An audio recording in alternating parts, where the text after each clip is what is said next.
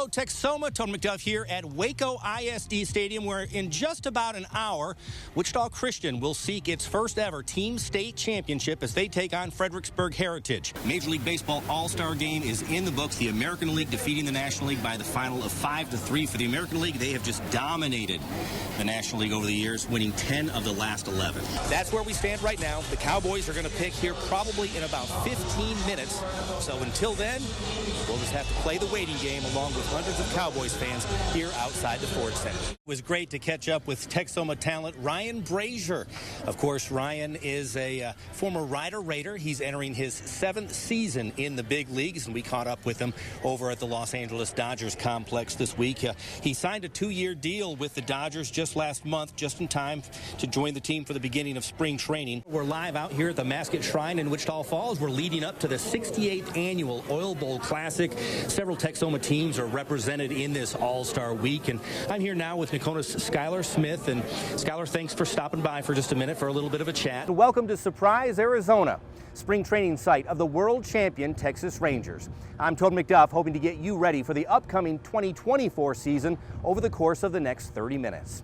Well, the first Memorial versus Legacy varsity event was held last week when the tennis teams met.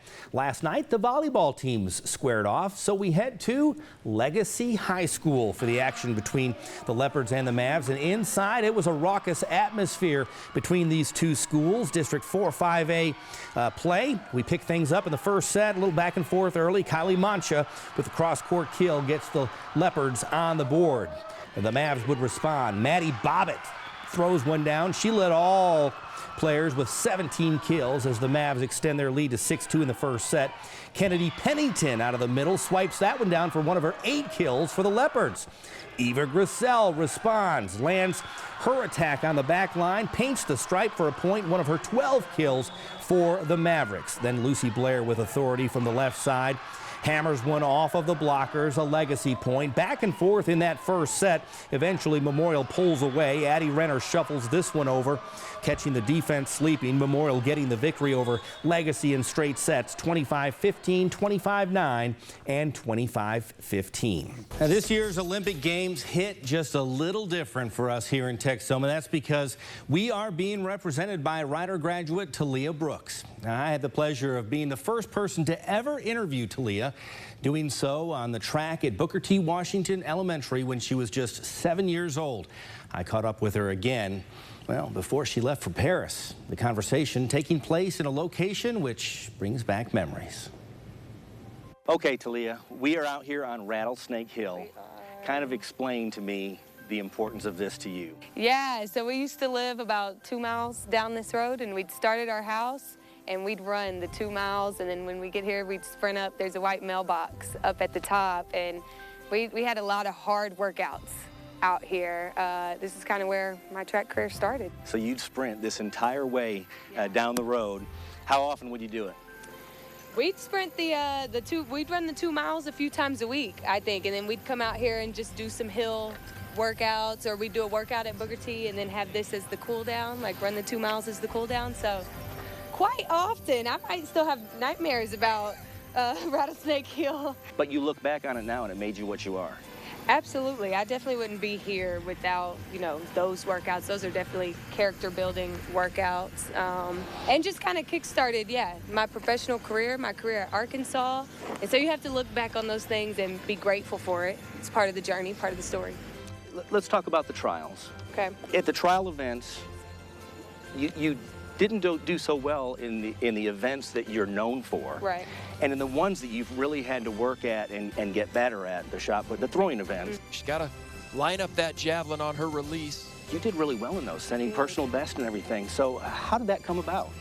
Oh, it was crazy. So this season, we actually brought on a new throws coach.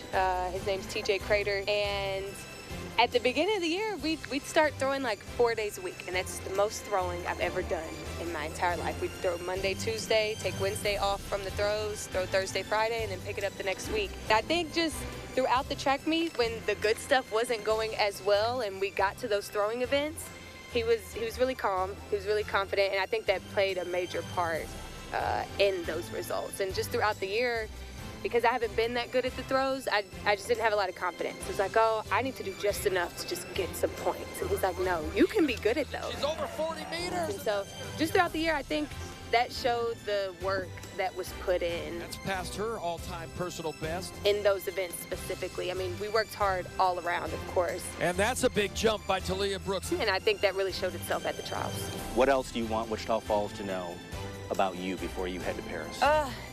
I think everybody knows this, everyone has seen it, but it was just so much hard work and sacrifice going into the trials and to finally to be able to make the team. I think in 2021, when that situation happened, everyone was super supportive. Talia Brooks, she collapsed and was taken off the field of play. It's hard to put into words, I guess, what I felt when I missed that team, but now making the team, it's also hard to put in words, like what I feel. So I'm just very grateful for everyone's support.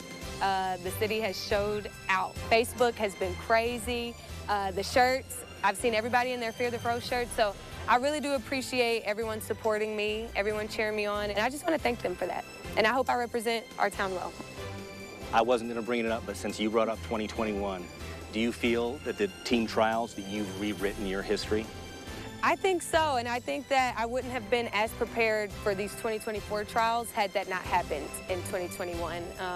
Obviously, it would be great to say I'm a two-time Olympian, but that just wasn't in God's path for me. And this one's even better because had I made 2021, like no family and friends could have gone. It wouldn't have been the same experience. So I'm just excited that everyone can come to this one. They can experience it with me because it's really taken a village.